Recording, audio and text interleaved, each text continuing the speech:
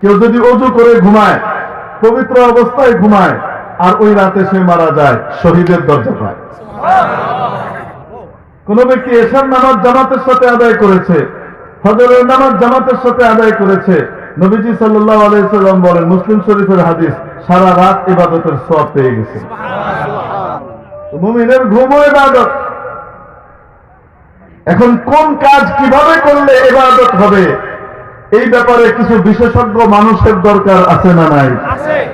আলেম ওলামা তারা জানবেন কোন কাজ কিভাবে করলে ইবাদত। তাদের সাথে সম্পর্ক রাখলে আমরাও জানতে পারবো আমার দুনিয়ার সমস্ত কাজ কিভাবে করলে ইবাদত হবে, আর এটা আমার জান্নাতের অ্যাসেট হবে। এটা শুধু পুরুষদের জন্য না নারীদের জন্য? মেরে মুহতারাম দোস্ত, কোরআন হাদিস আজকে আমাদের মা বোনদেরকে না শেখানোর কারণে আমাদের গোটা পৃথিবী শান্তির পরিবর্তে অশান্তির আগুনে জ্বলছে। জি, আমরা আমাদের মা বোনদেরকে দিন শিখাই না, যার ফলশ্রুতিতে আমাদেরকে ভুগতে হয়। অথচ নবীজি সাল্লাল্লাহু আলাইহি সাল্লাম আসলেন, ইসলামী জিন্দেগি শিখাইলেন। স্বামীদের মাধ্যমে শিখিয়ে দিলেন তাদের বউদেরকে শিখাও, বাপদেরকে বললেন তোমার মেয়েদেরকে শিখাও। এবং নবীজি সাল্লাল্লাহু আলাইহি সাল্লাম যখন অবস্থান করতেন মদিনায়, মদিনাতে মসজিদে নববী ছাড়াও আরো 9টা মসজিদ ছিল। মসজিদে নববী এক প্রান্তে ছিল।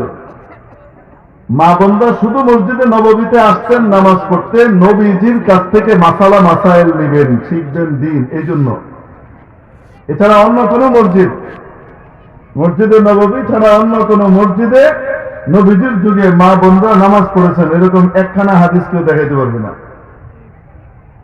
মসজিদে নববীতে আসতেন কেন? দিন শিখার জন্য।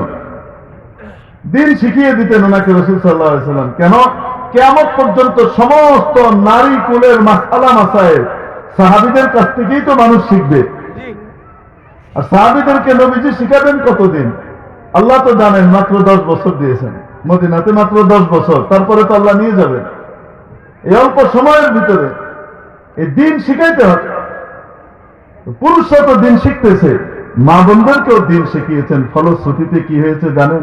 তাদের এক একজন গৃহিণী এমন হইতেন, তাদের এক একজন স্ত্রী এমন হইতেন যে স্ত্রীর দিকে তাকালে তার আচরণে স্বামীর দিল খুশিতে বাগবাগ হয়ে যেত। সারা দুনিয়ার পেরেশানি মাথায় করে নিয়ে আসতেন, বাড়িতে ঢুকার সাথে সাথে তার সমস্ত পেরেশানি দূর হয়ে যেত। আর আমরা